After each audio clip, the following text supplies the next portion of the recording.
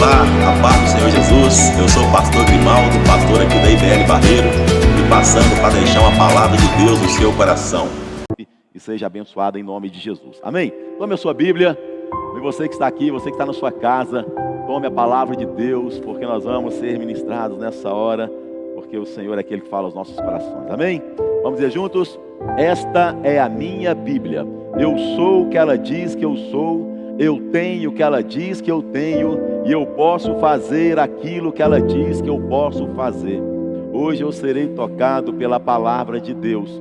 Eu audaciosamente confesso que a minha mente está alerta, o meu coração está receptivo. Eu estou pronto para receber a incorruptível, a indestrutível, sempre viva semente da palavra de Deus. Eu nunca mais serei o mesmo, nunca, nunca, nunca, no nome de Jesus. Amém.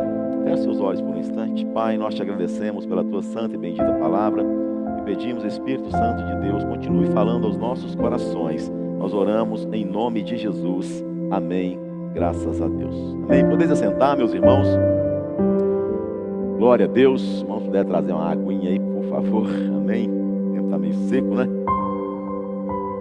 O tema da mensagem de hoje, querido, é exatamente esse que está aparecendo para você aí.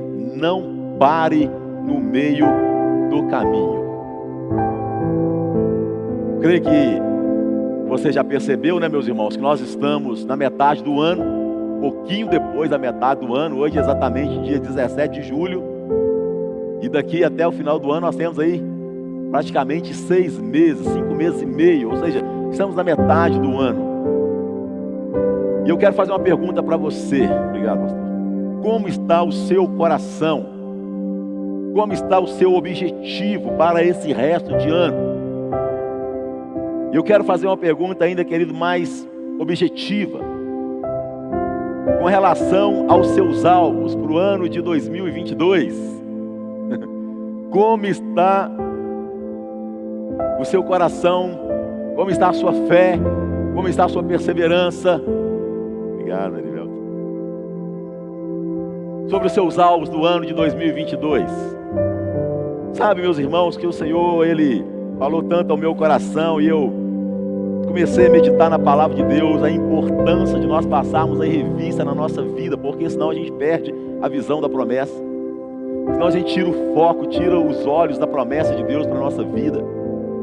Então eu estava avaliando os meus alvos, porque vez por outras eu dou uma avaliada nos meus alvos. E quando eu contei os meus alvos, para a glória de Deus, eu percebi que 7 deles eu já alcancei, para a glória de Jesus. Mas eu percebi que 7 não é ainda nem a metade dos alvos que eu escrevi no final do ano. E eu sei que alguns desses alvos aqui, alguns dependem de mim, mas outros somente pelo milagre de Deus, somente pela intervenção de Deus. E aquilo, meus irmãos, que eu sei que eu devo fazer, eu preciso fazer, não posso falhar. Mas algo também eu tenho convicção no meu coração, eu gostaria que você tivesse também. Aquilo que você pode fazer, Deus não vai mover uma palha por você, porque é responsabilidade nossa. Mas aquilo que você não puder fazer, irmão, Deus vai mover os céus e a terra. Deus vai abrir portas aonde não tem portas. Deus vai operar o impossível. Deus vai fazer a parte dele, porque certamente Ele não falhou e jamais falhará. Mas agora, meus irmãos, nós precisamos entender isso. Então eu quero, meus irmãos, trazer essa meditação ao coração dos irmãos aqui. E eu não quero, meus irmãos, constranger você de forma nenhuma. Mas eu quero encorajar você. Constranger de forma nenhuma, mas quero te encorajar e te perguntar: onde estão os seus alvos do ano de 2022? Você sabe pelo menos aonde eles estão? Você sabe pelo menos em qual gaveta você engavetou aquele alvo? O pastor meu está dentro da Bíblia. Eu sempre oro por eles. Glória a Deus, aleluia, você não perdeu a visão. Queridos, porque muitas vezes nós mesmos é que somos responsáveis por não vivermos as bênçãos que o Senhor nos prometeu e que um dia Ele mesmo gerou em nosso coração. E uma vez, meus irmãos, que nós estamos na metade do ano,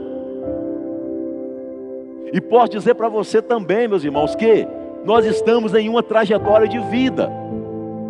Não sabemos o dia que a nossa senha será sorteada, mas fato é que nós estamos em uma caminhada. E enquanto nós estamos em uma caminhada aqui nessa terra, nós precisamos continuar gerando o sonho de Deus para a nossa vida. Precisamos continuar crendo que as promessas que o Senhor tem para as nossas vidas, aquelas que ainda não se cumpriram, irão se cumprir no nome de Jesus. Mas nós nunca podemos tirar os olhos das promessas de Deus. Nós nunca podemos perder o ânimo na caminhada.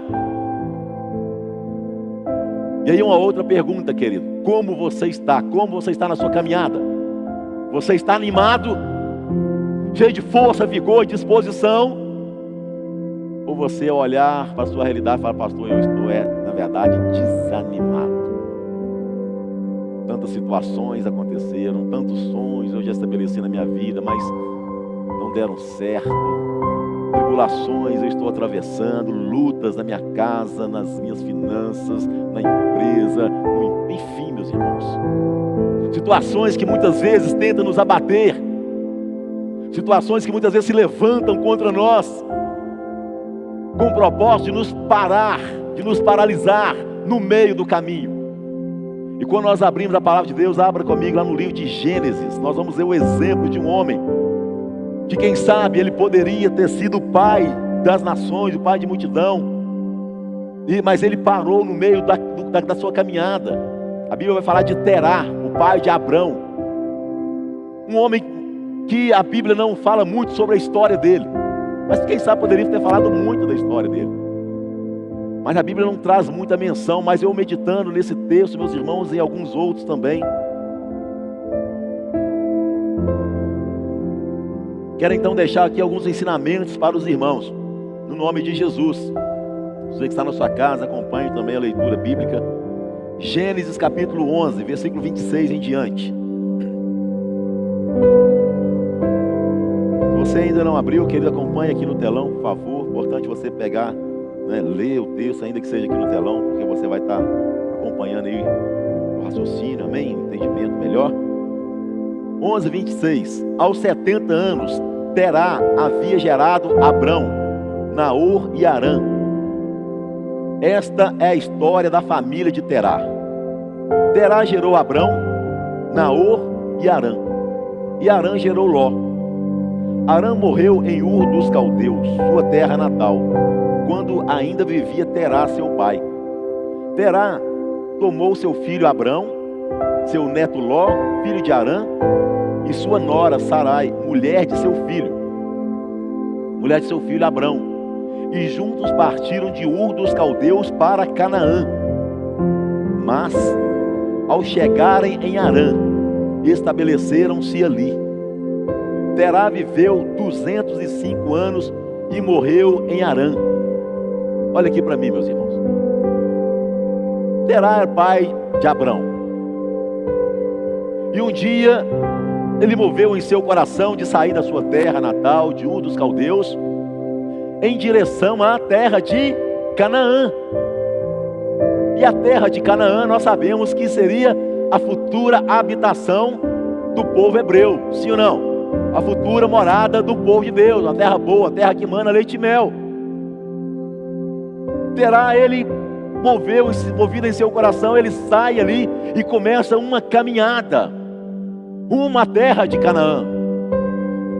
Só que a Bíblia diz, meus irmãos, que ele, quando chegou em uma cidade, até com um nome parecido ao seu filho que havia morrido, quem sabe uma lembrança daquela notícia triste que ele teve, da morte do seu filho.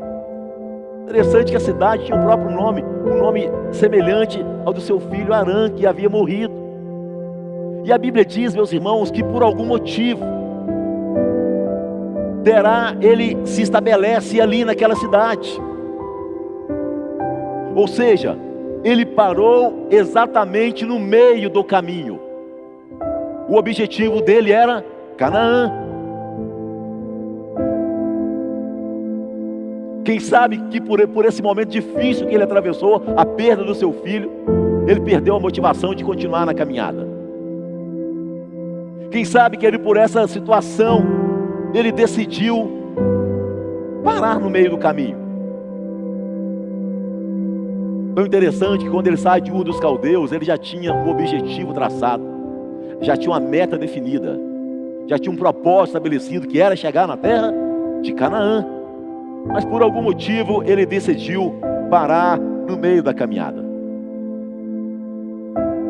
A história de Terá nós não conhecemos muito bem.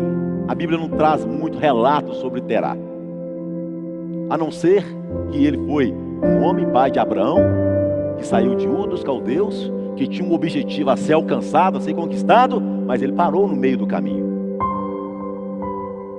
Quem sabe, meus irmãos, a Bíblia não deixa claro, mas quem sabe seria Terá o pai de multidões. Quem sabe seria Terá o pai das nações. A Bíblia não deixa isso muito claro, mas a Bíblia, meus irmãos, nos mostra que porque uma pessoa que um dia tinha um propósito estabelecido, mas que por algumas circunstâncias ele decidiu parar no meio do caminho, Deus então levanta outro no seu lugar. E você conhece a história. Deus chama agora o filho de Terá, Abraão, que ainda era Abrão, faz com ele uma aliança e promete que lhe daria uma terra boa, uma terra que mana leite e mel. Mas era o pai de Abraão que havia proposto em seu coração chegar na terra de Canaã. E aqui, meus irmãos, nós aprendemos alguns princípios, que nós jamais devemos tirar os olhos dos objetivos que Deus coloca em nosso coração. Se um dia, meus irmãos, você orou por algo e você teve a confirmação de Deus por este algo, Deus colocou paz em seu coração, em algum objetivo na sua vida, e você entende, querido, que Deus está com você, que Deus confirmou, que Deus colocou paz, você não deve jamais se esquecer daquilo que um dia foi gerado em oração. Você não deve engavetar os seus sonhos, pelo contrário, você tem que regá-los em oração dia após dia, chamando à existência aquilo que ainda não é realidade, como se já fosse. Sabe por quê, meus irmãos? Porque nós mesmos é que nos prejudicamos quando nós esquecemos daquilo que um dia o Senhor gerou em nosso coração. Então, meus irmãos, quando eu falei dos áudios aqui, eu já disse, não é com propósito jamais de querer te constranger de forma nenhuma. Mas eu pessoalmente, meus irmãos, eu faço questão de vez por outra passar em revista aquilo que um dia foi gerado em oração aqui neste altar. E eu me lembro exatamente do dia 31 de dezembro de 2021, perto da meia-noite. Não sei se você estava aqui, meus irmãos, mas nós nos ajoelhamos, pegamos os nossos alvos, ajoelhamos, e alguns deles eu já tinha escrito, outros eu escrevi no mês de janeiro, outros em fevereiro, porque Deus estava gerando ainda algo em meu coração, tanto na vida pessoal, vida ministerial, enfim. E nós jamais, meus irmãos, devemos tirar os olhos daquilo que um dia Deus gerou em nosso coração, porque senão nós pecamos contra nós mesmos e pecamos contra uma palavra que Deus liberou em nosso coração. Eu quero lembrar você, meu irmão, se porventura você tenha esquecido, profeticamente em Lagoinha 2022 é o ano da vitória, gente. É o ano da vitória. E como vamos viver vitória se nós sequer conseguimos permanecer no caminho da promessa? Como vamos conquistar a vitória se nós esquecemos das promessas que Deus nos fez? Como vamos alcançar a vitória se alguma situação ou situações se levantam, como foi no caso de Terá, e a gente para no meio da caminhada? Como? Como vamos alcançar a vitória se situações que se levantam fazem com que nós paramos e muitas vezes retrocedamos? A Bíblia diz, meus irmãos, que Deus não se agrada daqueles que retrocedem, mas Deus se agrada daqueles que avançam. Amém? Daqueles que avançam. Terá que, meus irmãos, ele decidiu parar no meio do caminho. Ele chegou naquela cidade ali e por um motivo ele decidiu parar, se acomodou ali naquela cidade. Então Deus chama outro para dar continuidade à jornada que ele deveria ter continuado. Deus chama então Abraão. Deus levanta outro no seu lugar. E isso é uma realidade tão clara, meus irmãos. Deus, Ele não faz acepção de pessoas. O negócio de Deus é abençoar todo mundo, gente. O desejo do coração de Deus é abençoar todos, seja crente, seja não crente. O desejo do coração de Deus é que todos cheguem ao arrependimento, sejam salvos e vivam a vida plena, uma vida abençoada. Deus é Deus de justiça. A Bíblia diz que os céus é o céu de Deus, mas a terra Ele deu aos filhos dos homens. Ou seja, Deus dá oportunidade para todos. Todos, crente ou não crente. Porque a terra Deus deu aos filhos dos homens. A oportunidade Deus dá para todos. Basta a gente ver o porquê que muitas pessoas que ainda não tiveram um encontro com Deus dá certo na vida, no sentido de conquistar os seus objetivos. São pessoas que trabalham, que se esforçam, têm um alvo, têm um propósito, são perseverantes. São qualidades que todos nós devemos ter, desenvolver na nossa vida. Então as pessoas, elas conquistam, chegam no seu objetivo, porque é um princípio bíblico. Os céus é o céu de Deus, a terra Ele deu aos filhos dos homens. Você deu para todos. Então quem trabalha, quem se esforça, quem planta, de certa forma ele vai colher. Então o ímpio prospera também. Se o ímpio planta, ele vai colher, porque a lei, ela vai se manifestar na vida de quem quer que seja. Então, meus irmãos, se todos podem prosperar, quanto mais eu e você, como filho de Deus, que em Jesus Cristo temos as promessas de Deus para a nossa vida. Então, porque muitos prosperam lá fora e muitas vezes os próprios filhos de Deus não prosperam? Querido, Deus é Deus de justiça. E tem coisas, meus irmãos, que não vai depender de Deus, porque a oportunidade Deus dá para todos. Exemplo, lá no seu trabalho. Está lá no trabalho, não precisa ser no seu não. Está lá um crente, tem tudo para crescer na empresa, mas ele não trabalha com afinco, com dedicação, só chega atrasado, vai embora antes do término do serviço, não se qualifica, não se prepara. Mas está lá o ímpio também. Pegar serviço 8 horas, o cara chega 10 para 8. Largar 17, larga 17h30, por exemplo. Esforçando, trabalhando, batalhando e tal. Quem vai prosperar naquela empresa? O filho de Deus, que não se esforçou, que não se qualificou, que não estudou, que não preparou, que chega atrasado, que vai embora mais cedo? Ou o ímpio, que dedicou, que trabalhou, que se esforçou, que chega cedo, vai embora depois? Quem vai, numa futura promoção, quem será promovido? Obviamente que aquele que se esforçou, que batalhou. Por quê? Porque a terra Deus deu aos filhos dos homens. Ei, irmão, nesse negócio aí Deus não entra. Deus só vai entrar na questão do impossível, naquilo que eu e você não podemos fazer. Aí Deus faz. Aí Deus opera. Aí, meus irmãos, como eu já disse, Deus move os céus, move a terra, abre porta onde não tem porta, abre o mar vermelho. Deus, irmão, Deus vai fazer o que for para fazer. O que depender de Deus, Deus não vai medir esforços nenhum para abençoar o seu filho. Mas aquilo que é a nossa responsabilidade, Deus não vai mover nenhuma palha. Não vai. E muitas vezes, meus irmãos, nós somos como Terá. Oportunidades surgem, Deus coloca uma direção, Deus coloca um propósito, Deus coloca um alvo. E muitas vezes, meus irmãos, nós não aproveitamos as oportunidades. E quando aquela pessoa não aproveita a oportunidade, vem o lamento. Porque pode ter certeza, alguém vai ocupar aquele lugar. Aí a pessoa fica lamentando: puxa vida, poderia ter sido eu.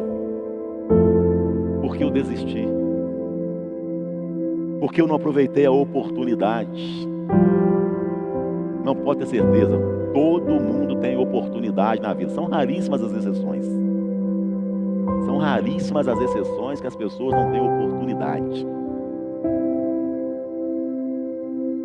Em todos os níveis, meus irmãos, em todas as áreas. oportunidade da pessoa ter um encontro com Jesus, ter sua vida transformada radicalmente, ter o seu nome escrito no livro da vida, é a maior oportunidade que alguém pode ter. Mas Deus dá oportunidades aqui na terra também. Então, se a pessoa, meus irmãos, ela não persevera no caminho, se a pessoa ela desiste, então vem o lamento, vem o choro. Quando a pessoa não zela pela visão, quando a pessoa não zela pela bênção que Deus lhe deu. Infelizmente tem muitas pessoas que às vezes só dá valor quando perde. Então perde a oportunidade, aí vai lembrar, puxa vida, eu poderia ter abraçado aquela oportunidade.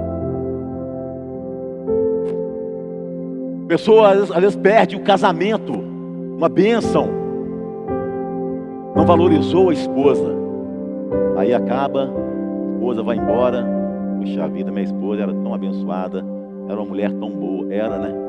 Por que não cuidou antes? Por que não valorizou antes? Por que não regou o seu casamento antes? E vice-versa. O marido vai embora, já não aguenta mais aquela situação, e a mulher começa agora a lamentar, puxa vida, perdi o meu casamento. Mas enquanto estava ali, poderia ter cuidado do marido, edificado bem a sua casa, investido na família, e não fez. Enfim, meus irmãos, Deus nos dá oportunidades, mas muitas vezes as pessoas só vão valorizar depois que perde.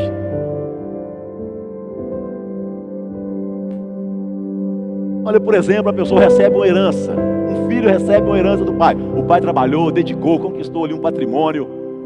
Aí o pai morre, a mãe morre, enfim, deixa a herança para o filho. Quantos filhos jogam a herança por água abaixo?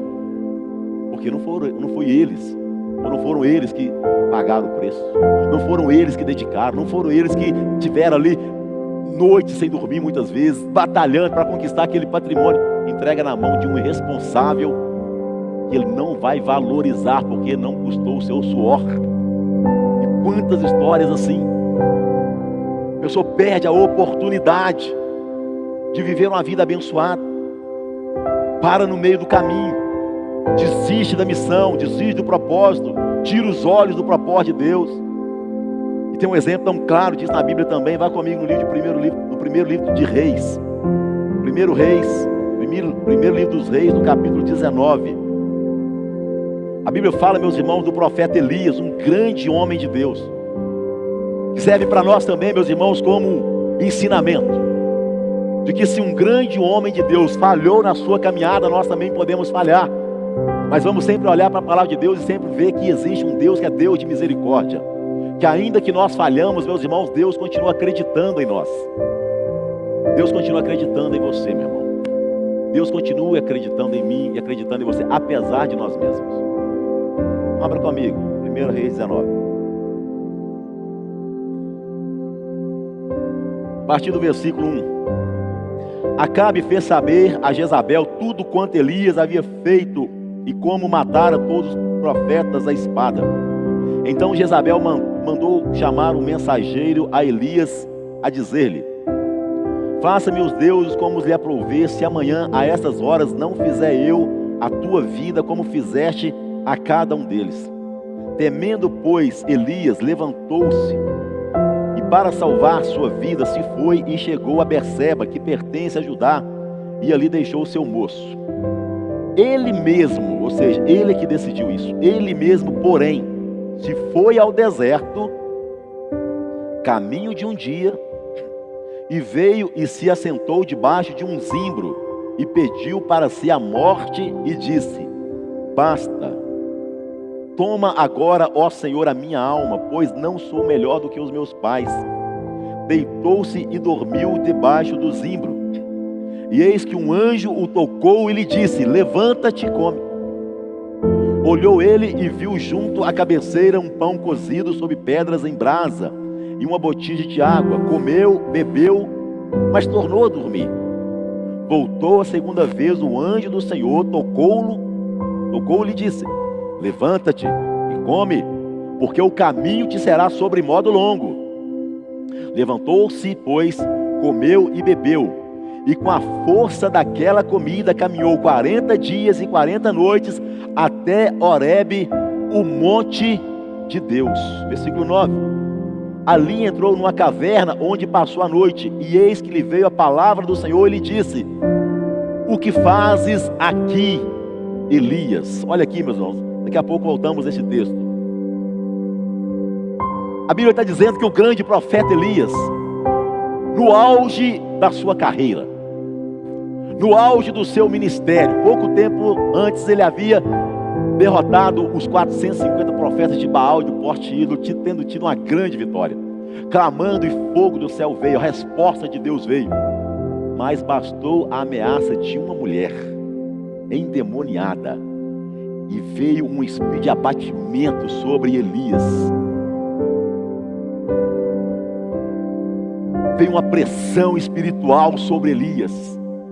E a Bíblia diz, querido, que por causa dessa ameaça, ele temeu muito. E ele decidiu ir para o deserto, caminho de um dia.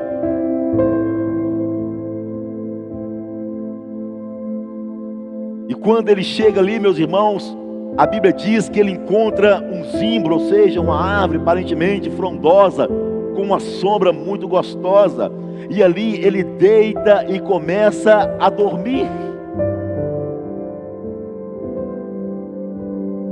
Ele encontrou no deserto uma zona de conforto.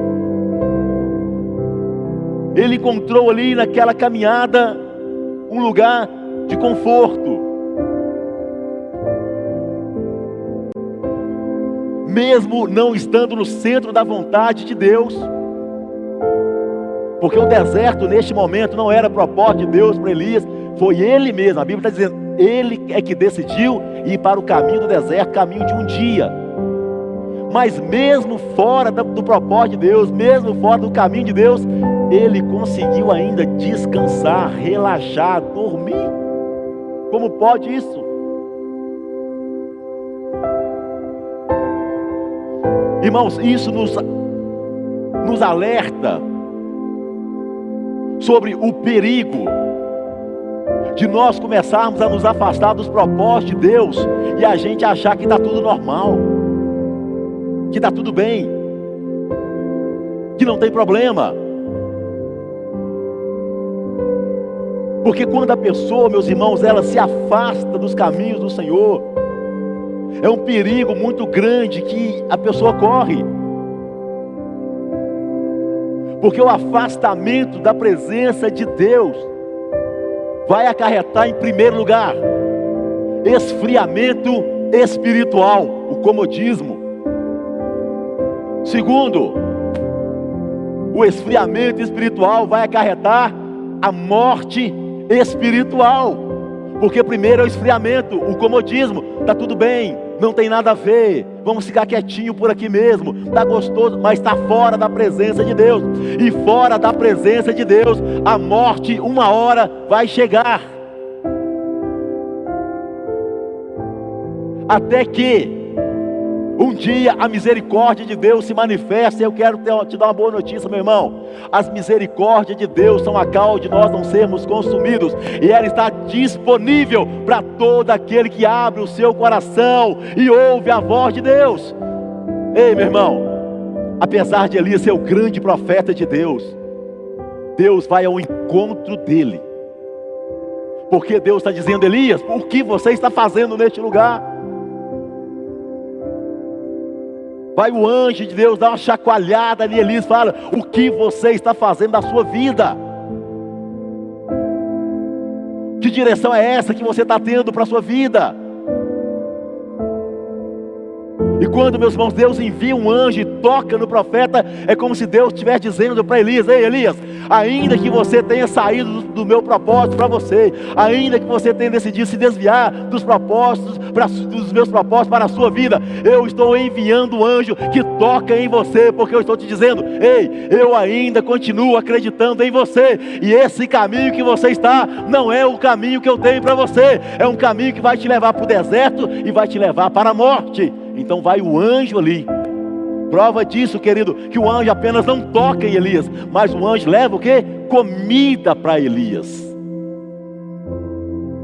E a Bíblia diz, meus irmãos, que com a força daquela comida, Elias, ele comeu ele bebeu e ele caminhou 40 dias e 40 noites até Horebe, o monte de Deus. Está aqui no versículo 8.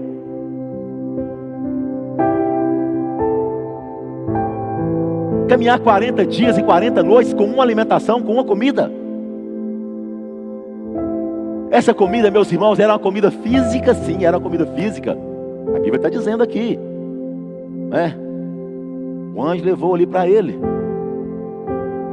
pão cozido, uma botija de água. Não era um alimento físico, mas muito mais do que um alimento físico.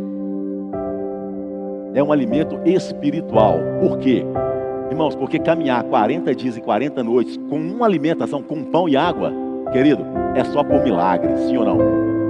A Bíblia está dizendo que com a força daquela comida, Deus não mandou mais comida física, mas Deus estava dizendo, olha, com a comida, ou seja, com a minha presença, você vai caminhar 40 dias e 40 noites, porque eu continuo acreditando em você. Você agora vai caminhar até Horebe. Horebe significa o monte de Deus, ou seja, o lugar da manifestação de Deus, porque Elias precisava de um renovo espiritual. E ali, meu querido, no alto daquele monte, ele entra em uma caverna e Deus o confronta mais uma vez. O que você está fazendo neste lugar, Elias? Eu chamei você para estar na caverna. Então Deus mais uma vez chama Elias e fala para ele, olha, sai deste lugar. O que você está fazendo aí? E essa pergunta, meus irmãos, ela tem que soar muito claro no nosso coração também, porque nós também estamos numa trajetória. Nós estamos em uma caminhada. E essa pergunta se aplica claramente o que nós estamos fazendo da nossa vida, a nossa caminhada, o que nós estamos fazendo com aquilo que Deus tem investido em nós, o que nós estamos fazendo com a unção que um dia Deus liberou sobre a nossa vida. O grande profeta Elias, um homem ungido por Deus, ele estava agora desprezando a unção de Deus na vida dele. Era necessário então Deus dar uma chacoalhada naquele homem de Deus e falar para ele, sai deste lugar. O que você está fazendo aí? O que você está não é o caminho que eu tenho para você. Mas como eu provo que eu ainda continuo acreditando em você, eu vou te levar para Horebe, o monte de Deus. E ali eu vou me revelar a você. Ali você vai ser restaurado. Ali você vai aprender. E Deus então, meus irmãos, de forma milagrosa, dá para ele uma comida. E ele caminha 40 dias. Mas Horebe, meus irmãos, Horebe fazia simplesmente parte do projeto de Deus. Era um tempo de cura, era um tempo de restauração, era um lugar onde seria restaurado na sua fé. Mas Horebe não era o final. Fazia parte do projeto de cura, de restauração, mas Horebe não era o fim. Não era o fim. Porque olha o que a Bíblia continua dizendo. Versículo 10. Ele respondeu, tenho sido zeloso pelo Senhor, Deus dos exércitos, porque os filhos de Israel deixaram a tua aliança, derribaram os teus altares e mataram os teus profetas à espada. E eu fiquei só e procuro tirar minha vida.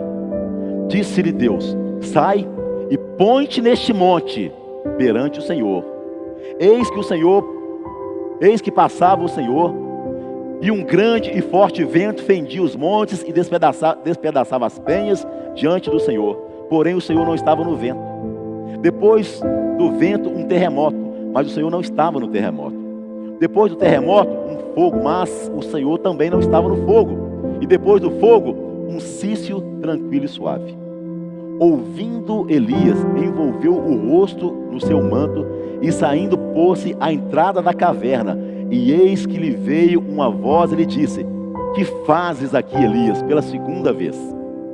E ele respondeu, tenho sido extremamente zeloso pelo Senhor, Deus dos exércitos, porque os filhos de Israel deixaram a tua aliança, derribaram os teus altares e mataram os teus profetas à espada. E eu fiquei só e procuram tirar minha vida. Versículo 15.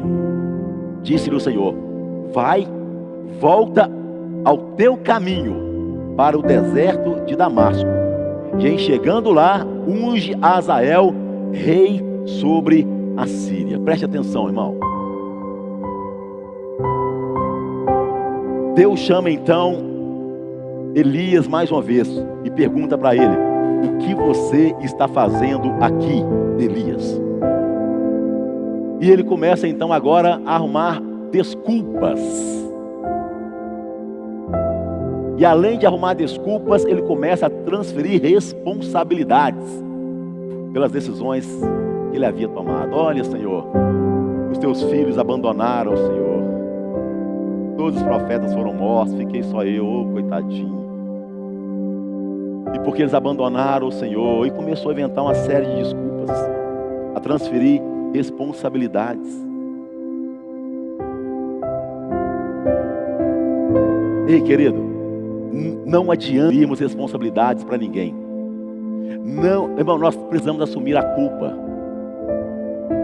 Nós precisamos, se nós queremos realmente cura e restauração, se nós queremos realmente, Deus, meus irmãos, viver as promessas de Deus, nós precisamos reconhecer que ninguém é responsável por nada na nossa vida, das que nós fazemos, e muitas vezes nós quebramos a cara por causa dessas escolhas. Não adianta culpar a esposa, não adianta culpar o esposo porque o casamento deu errado, não adianta culpar o pastor, não adianta culpar o pastor, não adianta culpar o seu líder, não adianta culpar ninguém. A culpa é nossa mesmo. A responsabilidade é minha, é sua. Porque nós dependemos simplesmente de Deus e apenas de Deus. E se nós, queridos, nos mantivermos sendo o propósito de Deus, querido, infernos podem se levantar, principados podem se levantar, Satanás pode enviar pessoas, pode enviar quem quer que for, mas se nós nos mantivermos nos propósitos de Deus, ainda que venha uma ameaça de morte, como foi o caso aqui de Elias, querido, nós não vamos tirar os olhos das promessas de Deus, não vamos nos desviar dos caminhos do Senhor, mas nós precisamos reconhecer: Pai, eu dependo do Senhor, e não vou transferir responsabilidades, e nem culpar ninguém, por causa dos meus erros. Não adiantava Elias ficar culpando ninguém, não adiantava ele ficar transferindo responsabilidade para ninguém. Fato é que Deus estava tratando diretamente com ele. O que você está fazendo aqui? É na primeira pessoa. O que você está fazendo aqui, Elias? Duas vezes.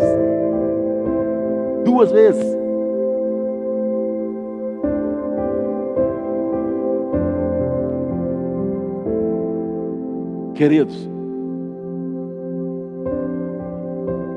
Deus nos chamou, meus irmãos, para uma missão extraordinária aqui nessa terra.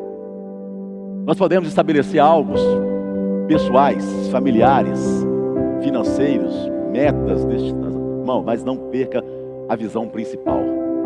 A visão principal, querido, é que eu e você vivamos uma vida que glorifica o nome de Jesus aqui nessa terra, como Jesus viveu. O Evangelho de João, capítulo 17, não precisa abrir a sua Bíblia lá.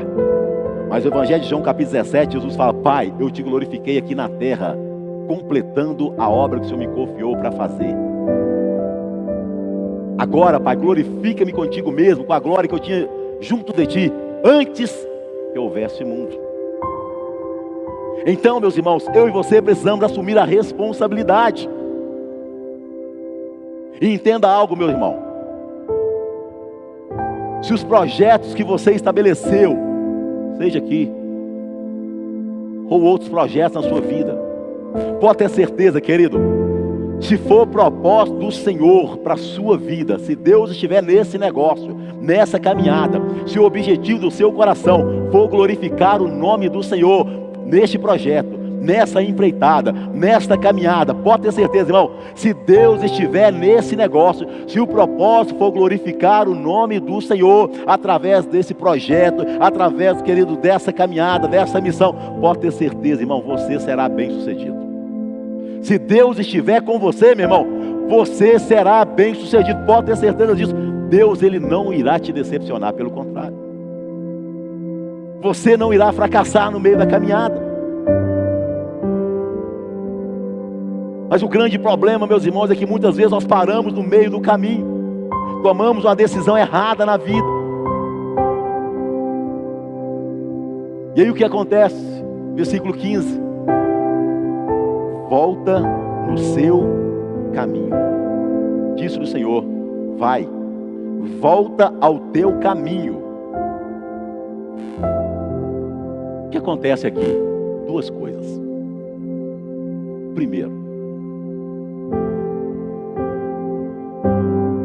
Quem quer viver uma restauração de Deus na sua vida, precisa ter um coração contrito e quebrantado e humildemente entender: eu errei, eu falhei, a culpa não é de ninguém, a culpa é minha. Eu preciso voltar aonde eu caí, eu preciso voltar aonde eu errei. Quando nós temos esse coração disposto a reconhecer as nossas falhas e a voltar, irmão, Deus ele restaura. Voltar fala também de uma perda de tempo. É perda de tempo.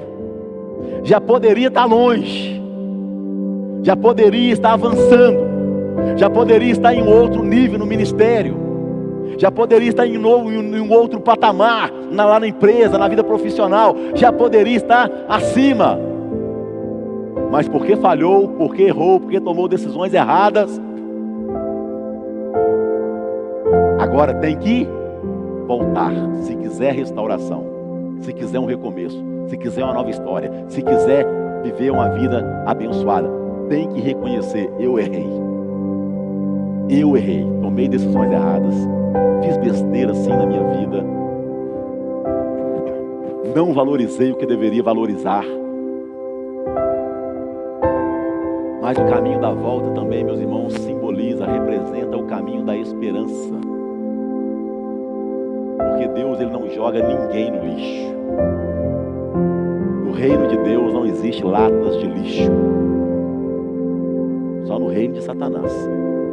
Mas no reino de Deus, querido, não existe lata de lixo. Porque no reino de Deus sempre existe oportunidades para um recomeço. Vou dizer de novo, igreja. No reino de Deus sempre existe oportunidades para recomeços. Volta para o caminho. Volta para o seu caminho. E ali, unge Azael, rei sobre a Síria. Ou seja, Deus não removeu a unção de sobre o profeta Elias. Pelo contrário, a unção ainda estava sobre o homem de Deus. Receba isso no seu coração, meu irmão e minha irmã. A unção de Deus não foi removida de você que está em Cristo Jesus. A unção de Deus, ela permanece. A unção dos santos continua. A unção do Espírito Santo de Deus é que nos capacita. É a unção do Espírito Santo de Deus que nos desperta. É a unção do Espírito Santo de Deus que nos renova. É a unção do Espírito Santo de Deus que nos ensina todas as coisas. É a unção do Espírito Santo de Deus que nos fortalece para que possamos ser bem-sucedidos nesta caminhada. Mas longe dessa unção, ei, irmão, aí é sofrimento na certa. Ou seja, longe da presença de Deus, querido, é sofrimento na certa. Querido, mas daqui a pessoa esteja sofrendo, se Deus encontrar nesse coração, um coração humilde, um coração contrito, um coração quebrantado, e a pessoa reconhecer: eu errei, eu falhei, irmão, mas a pessoa dizer: Pai, cumpra em mim o querer, faça em mim a tua vontade, ainda que seja necessário eu voltar lá no início, eu vou voltar, porque é melhor voltar humildemente e viver a restauração de Deus, a unção de Deus, do que continuar no lugar da arrogância. Não, eu não errei, a culpa é sua. A pessoa só quer ter razão, tudo ela tem razão, ninguém está errado. Aliás, ninguém está certo, só ela que está certa. Aí permanece nesse monte da arrogância. E quem permanece no monte da arrogância, ele não está aberto à restauração de Deus.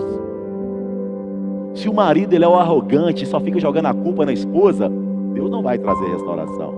Da mesma forma, a esposa só ela está certa, ninguém mais, todo mundo está errado, Deus não vai restaurar.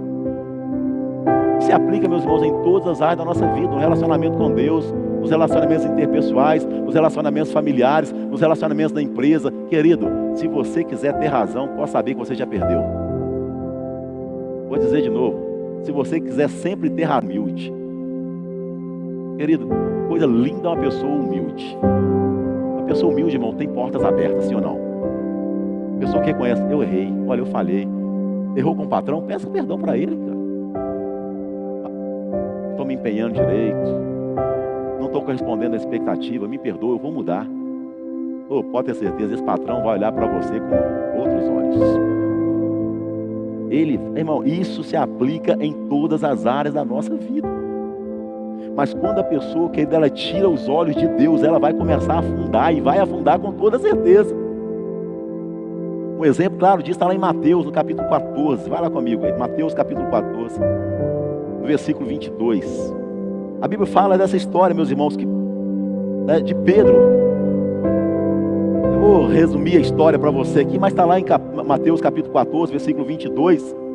Você conhece a história, então, pode abrir aí, caso você queira. Os discípulos estavam ali, dentro de um barco, e veio uma tempestade, quem lembra aí? Não é? E ali veio uma tempestade, os discípulos estavam desesperados, com medo de morrer.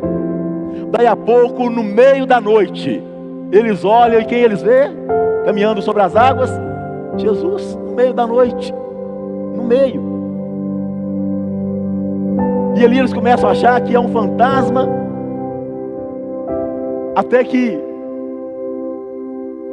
Jesus se revela a eles, e Pedro fala então para Jesus: Senhor, se é o Senhor mesmo, manda-me ter contigo por sobre as águas. Qual foi a palavra de Jesus para ele? Já que você quer caminhar sobre as águas comigo, então venha.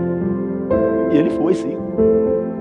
Mas a Bíblia diz, meus irmãos, que os ventos começaram a ficar mais fortes, as ondas começaram a subir mais, e a Bíblia fala que veio um espírito de medo e abateu o coração de Pedro. E ele, ao tirar os olhos de Jesus, ao olhar para a tempestade, ele começou a afundar.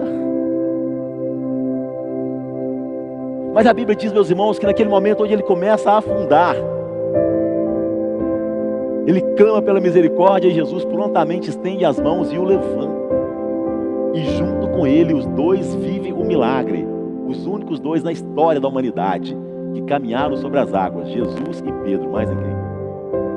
Jesus juntamente com Pedro, os dois caminharam e foram até o barco. O que aprendemos aqui, irmão? Irmão, podemos aprender tantas coisas, mas entenda algo, querido. Se Jesus estiver com você, meu irmão, você vai viver milagres extraordinários. Eu posso dizer, meus irmãos, que você vai viver milagres que ninguém jamais viveu, porque Deus tem vitória específica para cada um de nós.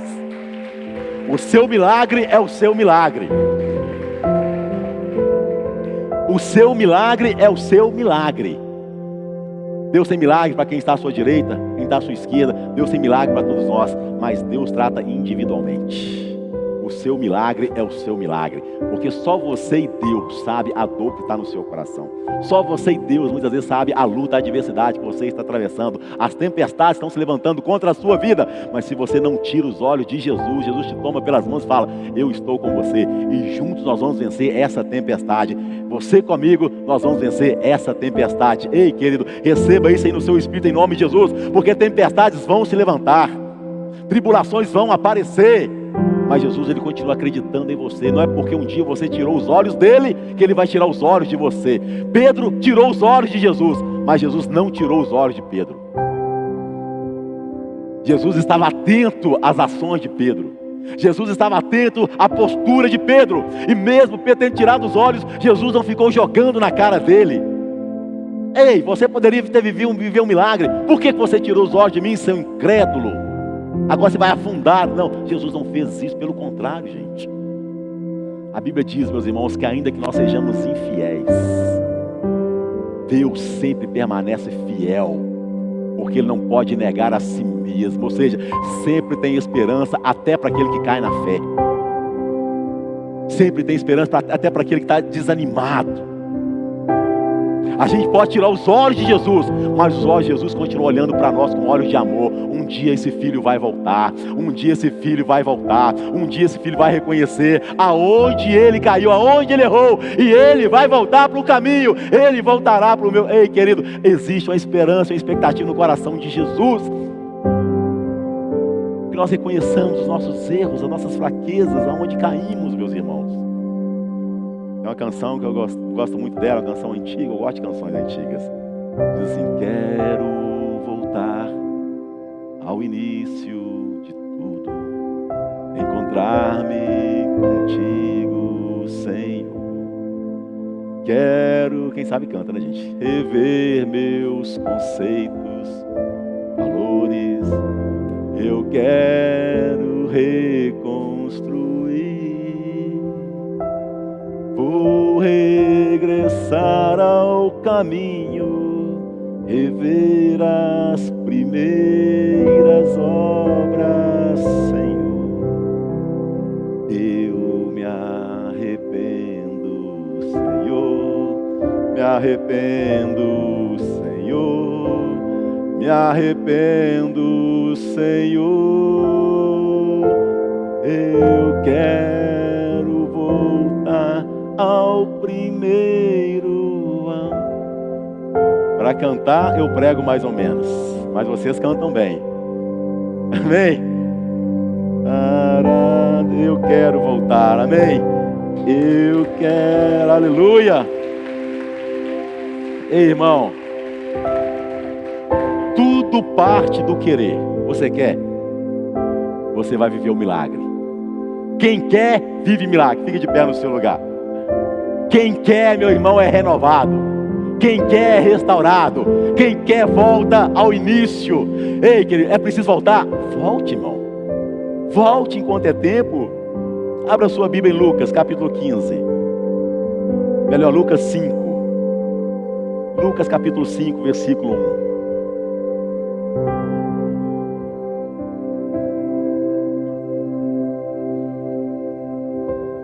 Certo dia, Jesus estava perto do lago de Genezaré, e uma multidão o comprimia de todos os lados para ouvir a palavra de Deus. Viu à beira do lago 2 barcos deixados ali pelos pescadores que estavam lavando as suas redes. Entrou num dos barcos, o que pertencia a Simão, e pediu-lhe que o afastasse um pouco da praia. Então sentou-se e do barco ensinava o povo. Tendo acabado de falar, disse a Simão: vá para onde as águas são mais fundas, e todos lancem as redes para a pesca. Ou seja, as oportunidades são para todos. Todos. Versículo 5. Simão respondeu: mestre, esforçamo-nos a noite inteira e não pegamos nada. Mas porque és tu que está dizendo isto, vou lançar as redes. Aleluia. Quando fizeram, pegaram tamanha quantidade de peixes que as redes começaram a rasgar-se. Então fizeram sinais a seus companheiros no outro barco para que viessem ajudá-los. E eles vieram e encheram ambos os barcos a ponto de começarem a afundar. Quando Simão Pedro viu isso, prostrou-se aos pés de Jesus e disse: afasta de mim, Senhor, porque sou homem pecador. Pois ele e todos os seus companheiros estavam perplexos com a pesca que haviam feito, como Tiago e João, os filhos de Zebedeu, sócios de Simão. E Jesus disse a Simão: não tenha medo, Simão. De agora em diante você será pescador de homens. Então eles arrastaram seus barcos para a praia, deixaram tudo e o seguiram. Olha aqui, irmãos. A noite inteira. E ninguém pode falar que eles não se esforçaram. O texto bíblico está dizendo que eles se esforçaram. Mas eles estavam se esforçando sem a palavra de Deus. Eles estavam trabalhando à força do seu próprio braço. E é um trabalho em vão. A Bíblia diz, querido, que muitos confiam em carros, muitos confiam em cavalos, mas os filhos de Deus confiam no Senhor, nos braços do Senhor. Ou seja, querido, eles estavam aqui, já decepcionados, depois de trabalharem tanto, se esforçarem tanto, agora, noite inteira de fracasso. Mas quando Jesus fala com eles, e eles decidem ouvir a voz de Jesus, Pedro diz: mas porque o Senhor está falando, ou seja, não é ninguém mais que está falando, mas o Senhor que está falando, nós vamos obedecer, eu vou obedecer. E lançaram as redes. O resultado? Uma pesca maravilhosa que eles nunca haviam experimentado em toda a história deles de pescadores. Mas tão interessante, meus irmãos, que não apenas eles foram abençoados com este milagre, porque eu quero te ensinar também um princípio do milagre.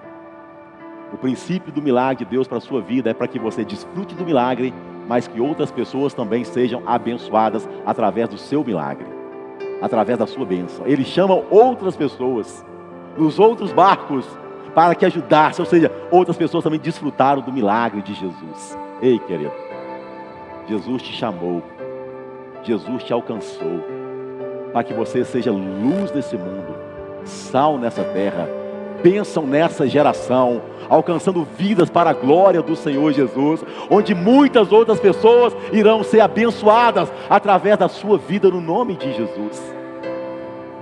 Mas eles estavam ali lavando as redes, desanimados, e eles precisavam de um milagre. Quem sabe você está aqui nessa noite também vivendo uma realidade como essa, como Elias, saiu dos propósitos de Deus, e você precisa de um recomeço. Recomece, meu irmão. Quem sabe você está aqui como esses homens, trabalhando na força do seu braço, mas você não está conseguindo êxito em nada, porque você está trabalhando na sua direção, você está confiando na palavra do homem. Se você tem uma enfermidade, de repente você só está dando ouvido àquilo que o médico fala. Mas eu quero desafiar você a crer na palavra de Jesus, do médico dos médicos. Ele pode te curar aqui nessa noite. Quem sabe você está confiando na palavra do seu patrão, que vai te promover, que vai te dar uma oportunidade. Ei, querido, Deus não apenas é Deus de oportunidades, mas Deus é Deus de propósito. E as oportunidades que Deus te colocar na sua vida é com propósito, para que você glorifique o nome dele em tudo que você fizer. Mas quem sabe você, querido, está como esses homens aqui, já desanimado, lavando as redes, e Deus te chama para viver uma nova realidade de vida, uma nova história. Nós vamos cantar uma canção agora, e essa canção que ele falou tão forte ao meu coração, e eu pedi aos irmãos que cantassem essa canção, porque na verdade eu fiz dela uma oração pessoal para mim. Irmãos, eu entendo que louvor é muito mais do que canção. Louvor é adoração, é oração ao Senhor. Louvor é oração a Deus. A Bíblia diz, meus irmãos, que quando os homens, a nação de Israel entrou na terra da promessa, antes de tomarem posse da terra de Canaã, a Bíblia diz que eles atravessaram as águas do Jordão. E quando eles atravessaram a água do Jordão a seco, a Bíblia fala que os 12 cabeças, as 12 tribos de Israel, pegaram 12 pedras e levantaram um altar de adoração a Deus. Antes de conquistarem a terra de Canaã, eles levantaram um altar de adoração a Deus, dizendo: esse altar, a nossa adoração, é o que vai abrir portas para vivermos as conquistas de Deus para a nossa vida e para as futuras gerações. E a Bíblia diz, estou sintetizando para você aqui, e a Bíblia diz que quando os filhos de Deus perguntassem: por que essas pedras? Para conquistarmos todo esse território, a promessa dele para a nossa vida. Mas antes eles fizeram um altar de adoração, e ali eles adoraram a Deus. Não haviam conquistado nada ainda, não havia conquistado nada na terra de Canaã, mas antes de conquistar, eles prontificaram no coração levantar um altar de adoração a Deus. Então, querido, não veja canções que cantamos aqui apenas como canções, mas faça dessa canção a sua oração a sua oração, e deixe o Espírito Santo de Deus falar o seu coração, te curar, te restaurar, te fortalecer, te trazer de volta para esse caminho. Quem sabe você precisa voltar para viver uma nova história, um novo recomeço na presença do Senhor. Vamos adorar.